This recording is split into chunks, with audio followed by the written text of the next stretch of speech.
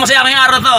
Kasi bilhin nyo, mula na magsimula ang quarantine nung March, nawala ng trabaho sa loob ng 6 o 7 months. Sa wakas, nagkatrabaho na uli ako. Ayun, kasi dati kasi ako Grab driver. So yun nga, nagkaroon ng problema na tumigil ang lahat. So yung yung sa amin, tapos di nahito ang biyahe namin. So nagsimula ulit na pwedeng bumiyahe ang mga Grab, pero ang problema, hindi nakasama wala pa sa listahan ni LTFRB yung ginagamit yung sasakyan, yung sa operator ko. Kaya ngayon, hintay-hintay hanggang sa ngayon wala pa rin balita. So hindi pa nakakabiyahe. Kaya na mahirap, kumbaga okay lang sana yung una, 2 hanggang 3 buwan kaya pa pero habang tumatagal, ang hirap na talaga, ang hirap. Siyempre marami ng pangangailangan, yung gasto, siyempre beri ng kuryente, kung ano-ano pa. So yun, wala kang kayod, pero ngayon sa wakas, di ba? Huwag kang mawalang pag-asa. So ito, pero ito yung trabaho ko, hindi naman to permanente. Kumbaga parang nag-sideline na muna ako, umextra muna ako. At ang trabaho ko, ako ay pahinante. Wala lang masama, di ba? Basta hindi ka lang, maraming trabaho rin naman yun yung pahinante ka. Ay, pero kumikita ka. Sabi nga, basta wag ka lang masayan sa trabaho, magkakaroon ka ng trabaho. Kaya lang, syempre, wag ka mapili talaga. Ang importante, kumikita ka. At saka isa pa, yung paging pahinante naman, hindi naman maraming trabaho din yan, paging pahinante. Ito, pahinante ako ngayon sa yung truck na to, yung mga may karga, mga trailer, yung may karga, mga container na malaki. Yun, pahinante ako ngayon doon. So ayan, driver ko. So driver din ako, kaso kaya lang hindi ko pa kayang gumamit ng gatong kalaking sasakyan. Kita nyo naman, di ba? Para ako nasa loob ng bahay, may kwarto sa likod. Kahit tumayo ka pa, di ba? Mataas pa, di ba? Patayo na ako dyan, So laki, di ba? Man to yung gamit naming sasakyan. Yan, yung utol ko. Siya yung driver, matagal ng driver na yan. Double One Cargo Services. Ayun, baka kung meron kayo, ano ba tawag doon, yung sa mga pag gusto nilang kumuha ng tracking na parang service ba yun, yung mga matawag doon pa yun sa mga sa mga broker ba yun, broker baka yung mga broker na kailangan dyan ng mga tracking services, pwede itong Double One. Magandang servisyo to at kalidad, talaga marami silang yung hindi kayo unit na magaganda at bago. Diba, maraming yan unit na magaganda at bago. Hindi kayo mapapahiya sa mga sa delivery nyo, sa kliyente nyo, gano'n. Hindi madidelay.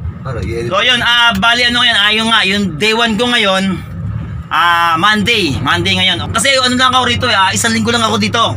Extra lang ako 1 linggo para magkaroon tayo ng income man lang pumasok sa atin na siyempre mahirap din naman yung wala man lang mapasok sa'yo. Kumbaga parang siyempre brown nga sa haba ng laban natin at hindi natin alam kung kailan matatapos to. Siyempre talagang tutukod tayo talaga. So kaya lang natin gumawa ng paraan kung paano tayo kikita. Kaya natin dumiskarte, di ba? Huwag tayong pang mawalang pag-asa.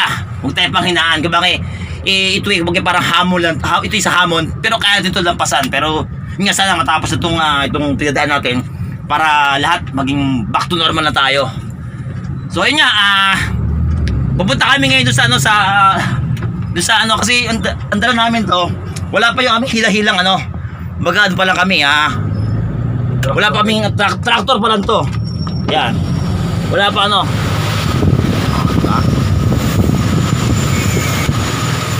wala pa kaming hila, tractor pa rin dala namin. Yung bagay parang yung ulo pa lang nung trailer. Kasi yung aming yung hila nito, yung trailer, may karga na siya.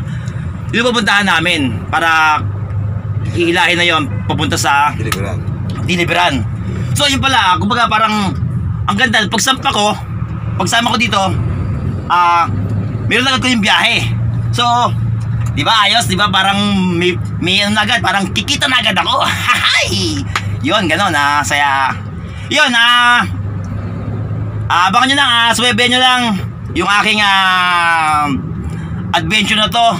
Yung buhay pahinante, buhay Pierre.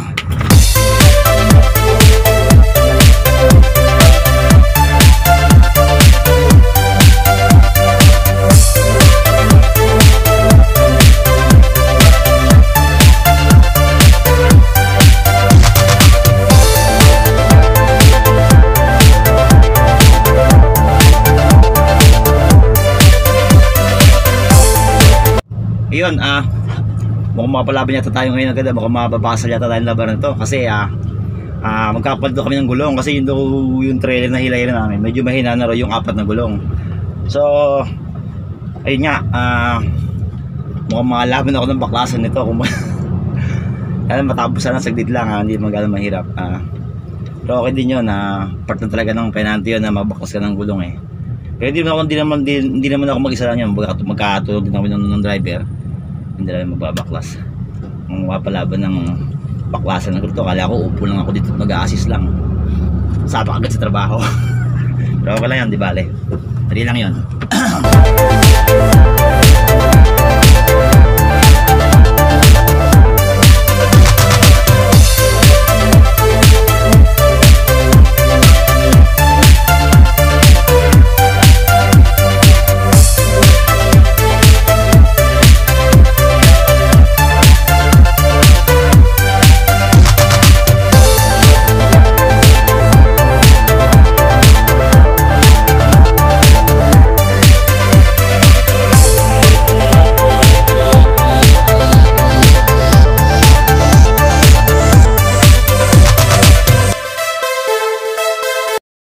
So yan, bali, itutubuhin muna tayo.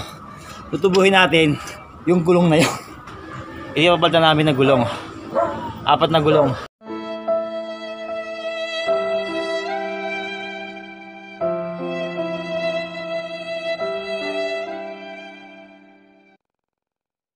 Hindi kasi ba nangangalating ang araw na to. Yung pawis ko pag maghapon na. Kaya natural lang yun. Ito isa sa mga trabaho ng penante. Kailangan talaga alam mo sa sarili mo kung yung mga gagawin mo. Ito lang ang isa sa mga pangkaraniwan na agay mo magpapas ng gulong pag di mapalatan kayo.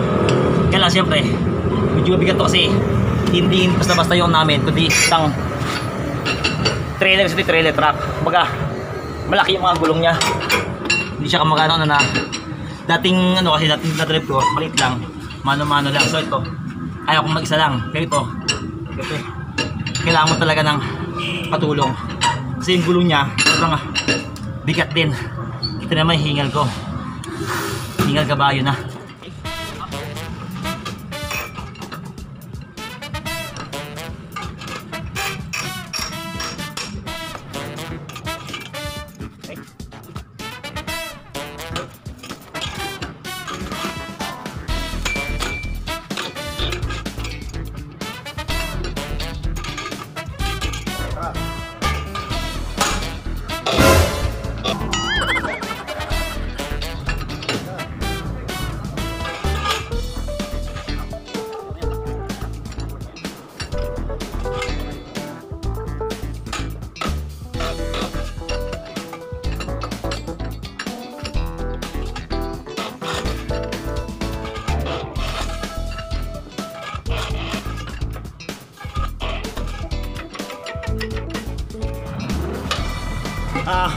Yun yung unang araw ko pa lang sa trabaho ko nito. Parang na ako nagtrabaho ng 2 araw. Napalaban agad ako. Hindi rin talaga biro yung trabaho ng mga penante. Kasi may mga na ginakamuhan to. Buti nakatabi ko sa isang magandang lugar kapag ng gulo. Kasi kung sa gilid ka ng highway, mas mahirap kasi may dumadaan. Magpapakas ka, nag-a-assist ka pa ng mga dumadaan. Mga penante ng truck, makatulad ng ganito kamalang truck. Tulad ko sa mga sir. Magaling kayo.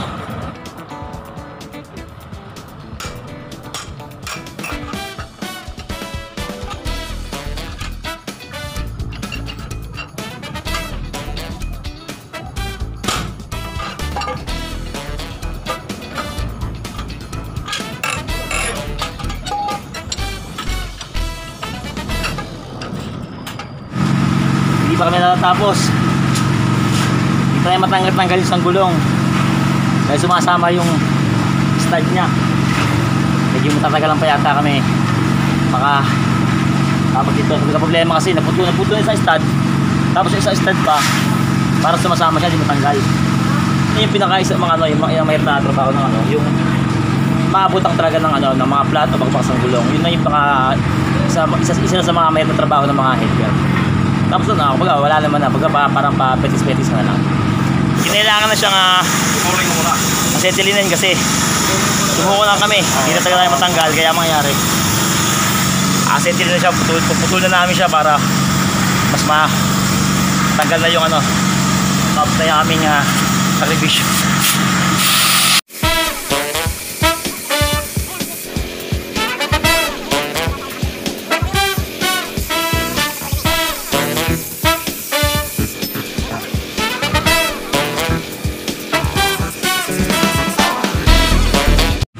Ayun, ang nangyari ngayon, tanggal na nga namin siya. Ginagamit ng acetylene para mapudo na yung ano niya. So natanggal na yung gulong. Kaso problema ngayon, mas lumaki yung trabaho namin ngayon kasi imbis na gagabitan namin yung gulong ngayon, kailangan namin bakasin ngayon to. Kung sa dirotol, no? Kailangan namin bakasin yung buo na to, buo. Kaya mas umano ngayon ito, mas bumigat ngayon yung trabaho. Imbis na ano na, mas bumigat na ngayon. Pero okay lang, pag mas maganda yung nauna na yung hirap para wala na problema pag biyahe, okay na, safe. Kumbaga parang wala nang intindi na baka bumayo yung gulong mo kasi dalawang stud na nagputo sa kanya kaya sabi nung driver ko kailangan naming pakasin tong buo na to para mapalitan yung tornilyo niya sa loob, tatanggal, hugutin namin siya. So imagine niyo yung ganyang kalaki, gano'ng kadaling trabahuhin niya, diba? So yun, hanggang dito muna. Matutulungan muna mabaklas. Napakasin muna namin to. Okay?